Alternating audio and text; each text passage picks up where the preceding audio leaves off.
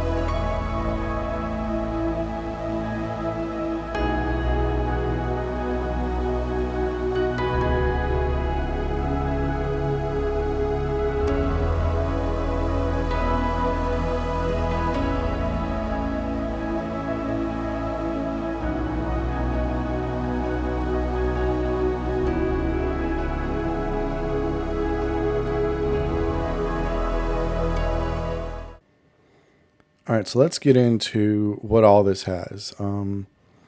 It has obviously an ATEM Mini. It has a screen for a viewfinder. And you see all this stuff on the desk. These are all the things I wanted to put in here. So if you look over here, we have a Raspberry Pi. If you look over here, we have a video assist that I've used most often. Those two did not make it in. The Raspberry Pi was to help power a Stream Deck. And this went through, this is actually the second case I used for this project. It went through a couple different iterations. So the biggest thing, and at this point I am a little bit late to the game for this, but because a lot of places have already put out videos on their DIY cases. Some places have made very, very nice cases that they're selling. Some have kind of done what I did and kind of just hacked away at it till it worked out.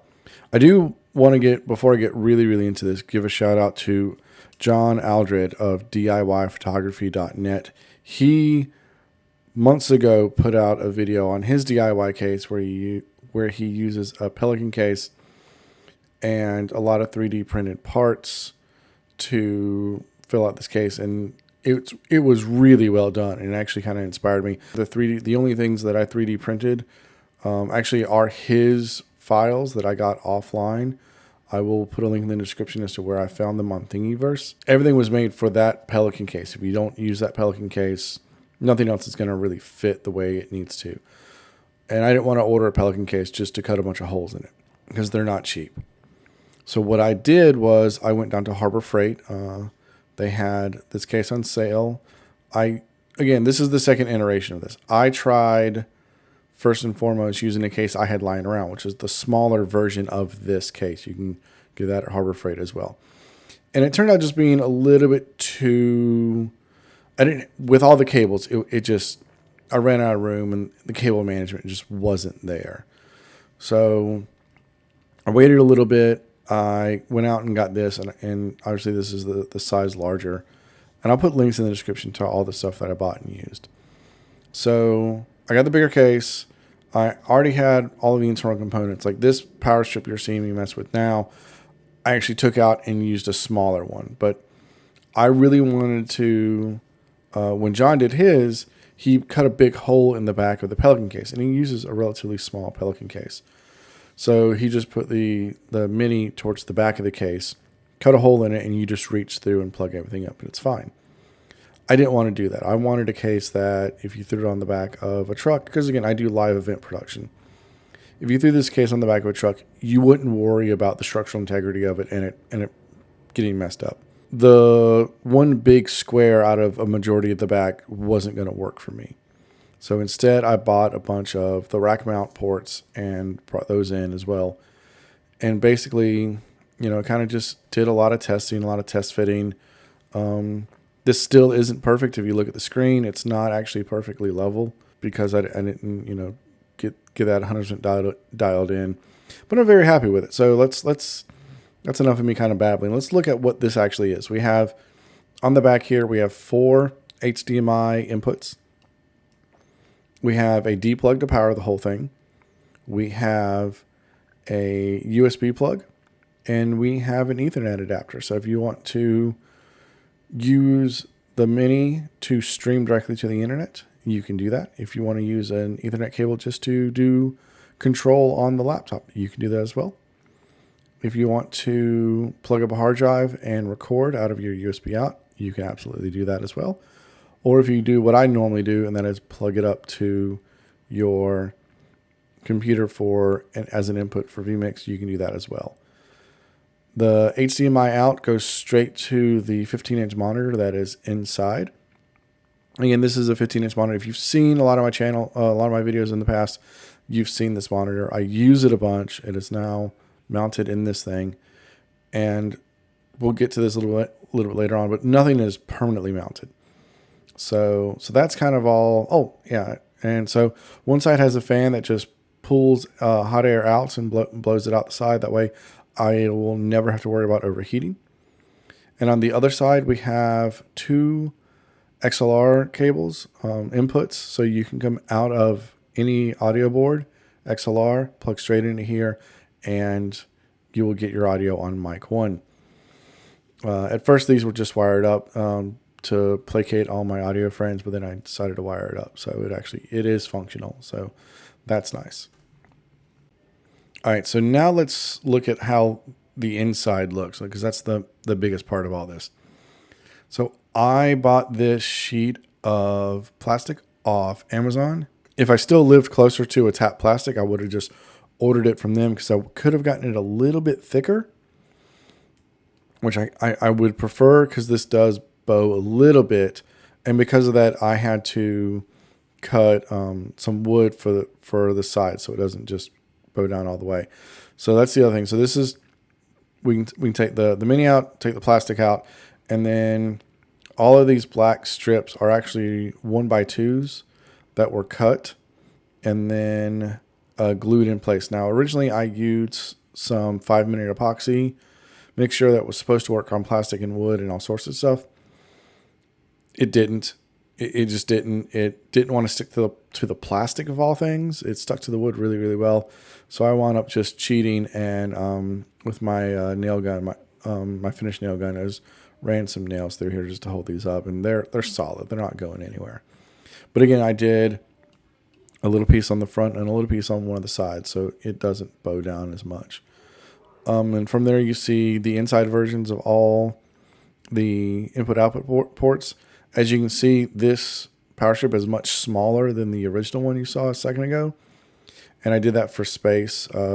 If you rewind, there was plenty of space, but where it was, the top of the power supply for the Mini kind of hit the bottom of the Mini, and it just didn't want to sink down all the way that well.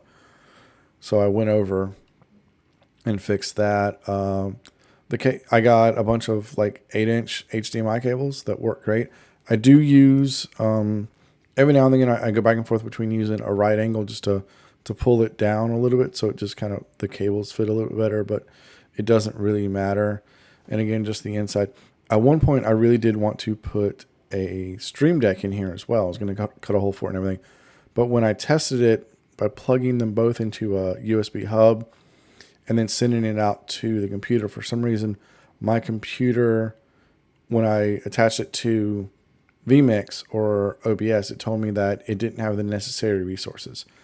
So I think that's just basically their way of saying that you cannot plug a ATEM Mini through a USB hub and then plug it into a computer and try to receive the video signal. And I tried multiple hubs, and all of them were actually USB 3. So I know it shouldn't have been a speed issue, but that's why I finally went with this. So I do have a lot of empty real estate on here. So just to wrap up, this is kind of what I came up with. I am a stubborn person, so I still want to go back in and find a way to add the Stream Deck, maybe even add the video assist, so I can put a SDI input and then have the video assist convert it to HDMI and then have it go into the Mini. I know with some of it, it's just, figuring out wiring and stuff. So leave me a comment. Let me know if you like what you saw. Give me a thumbs up. If you're not a subscriber already, go ahead and hit that subscribe button and go ahead and hit the bell next to it. That way you get notifications on when I do upload videos. Today, at the time of this recording, is actually the 1-year anniversary of me starting my channel.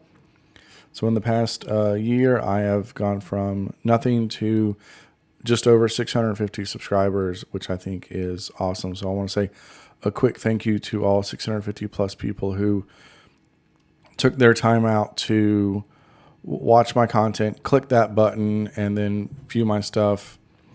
And to anyone who's ever left a comment or a like, thank you very much. You're what's keeping me going. And if there's anything else that you guys want me to cover or any suggestions or anything, just feel free to let me know.